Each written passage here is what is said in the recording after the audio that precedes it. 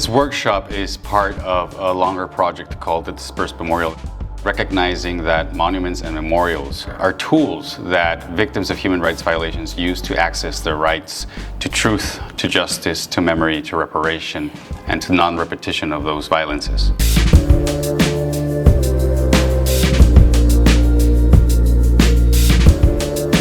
So to respond to that, the Dispersed Memorial reduces its scale down to the size of a ribbon. This workshop is about continuing that experimentation, creating space so that they can tell their own stories, their own experiences in relationship to living in Boston, to being youth in 2022, and all of the anxieties and questions that they want to ask out of their surroundings, out of the communities that they are inserted in.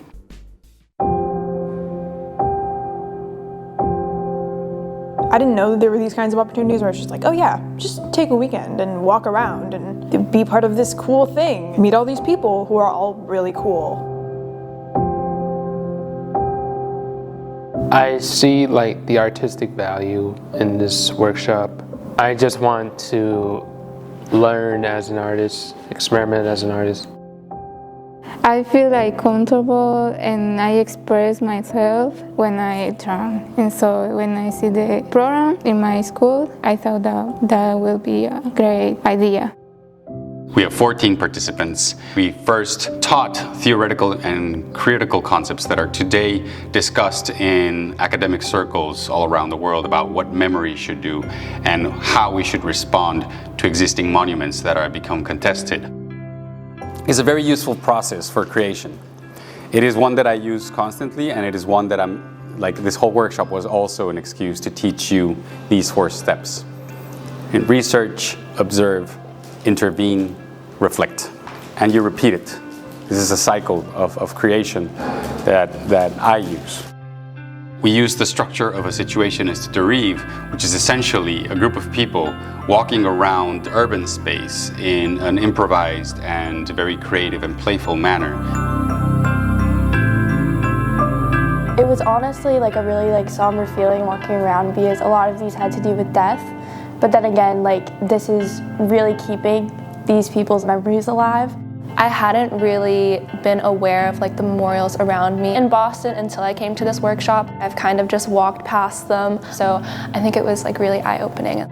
You can live in a city for 20 years and never walk into a museum and never see the art in there, but you can't live in a city for 20 years and not walk past a piece of public art. Lived in Boston my whole life, and I've just walked past all these statues and I've never noticed them, but I really took the time to maybe feel differently about their purpose. Now that we're on Com Ave, things are going to change a bit. We're going to be walking straight to each of the monuments that we will be encountering, and in each one, just observe and wait for my signal. Once I give that signal, you have 30 seconds to make a sketch that is not just a doodle of what you're observing, but actually a reflection. Seeing what they represent and what they mean was very eye-opening, and also one specific one was the founding of Boston with the Pilgrims, and there was on the very side was the Native Americans, and there's one story that's being told, and Native Americans, for example, aren't we're on stolen land and they're not even shown in the founding of Boston. And then right below the memorial was signs of homelessness, which I think shows 2 really big issues in this country just in one area. Well, I was not there the other day. This one is pretty easy to find out what's amiss with it. We have a large number of pilgrims who represent just one part of the story. And then we have 1.5 people represented at the very left, the Wampanoag tribe, who are the ones who were the caretakers or the stewards of this land.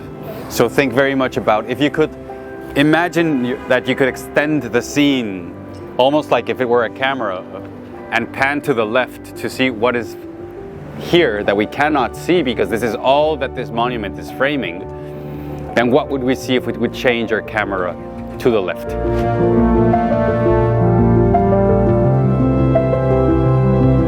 There were other figures such as Washington, which is pretty universal, or at least to American audiences. Well, we're now standing in front of none other than Washington.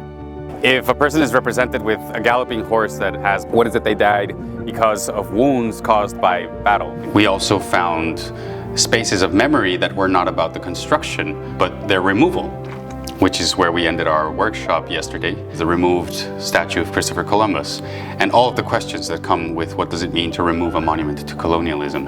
Where I'm standing right now, there used to be a statue to Christopher Columbus that was removed recently.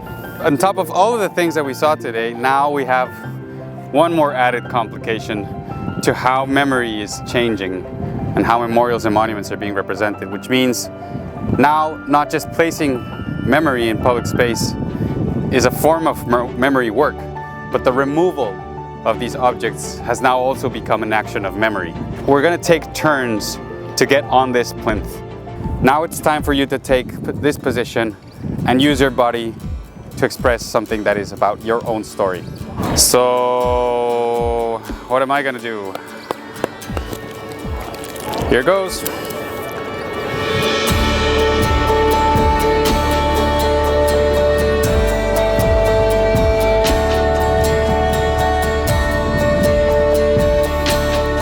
At every turn, we ask the participants to engage with these spaces of memory, placing themselves in that position of power with their own bodies and expressing an idea or an intention. What we're trying to achieve here is to recognize that each participant has their own memory, their own narratives, but there is a potential to not put these narratives in competition with each other, but create something larger by joining them together in a similar format, which is these ribbons, and placing them on a tree, and the tree becoming thus the memorial to this collective and individual tensions of memory and identity. The first half of my banner is the hospital glove, which represents the pandemic. Then fire in the middle, because like forest fires.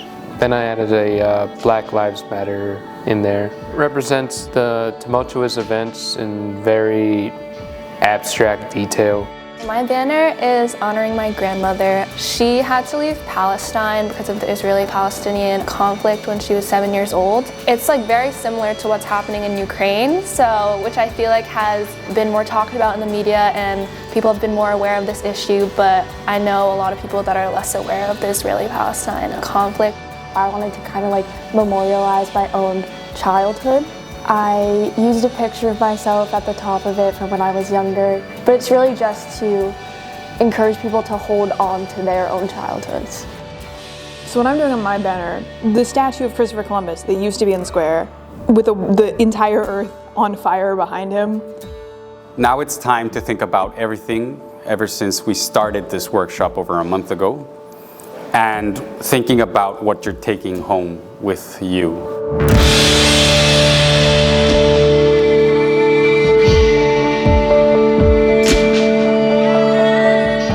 So this is it. This is when all of our memorials come together. And you know the drill. You just need to hang this on top of any branch you see. We don't have that many, but if someone can reach those, that would be great. You pull this through and make sure that, it's nice and taut.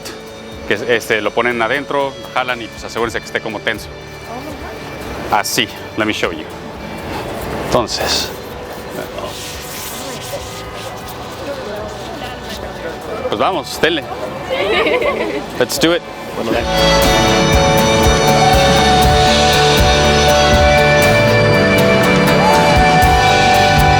It's about creating bridges. It is about sponsoring dialogue and debate among different memories and realizing that we don't really need to fight for spaces of memory. We actually have an opportunity to find more powerful narratives that could emancipate us from different forms of oppression if only we allow ourselves to have these debates and talk to each other.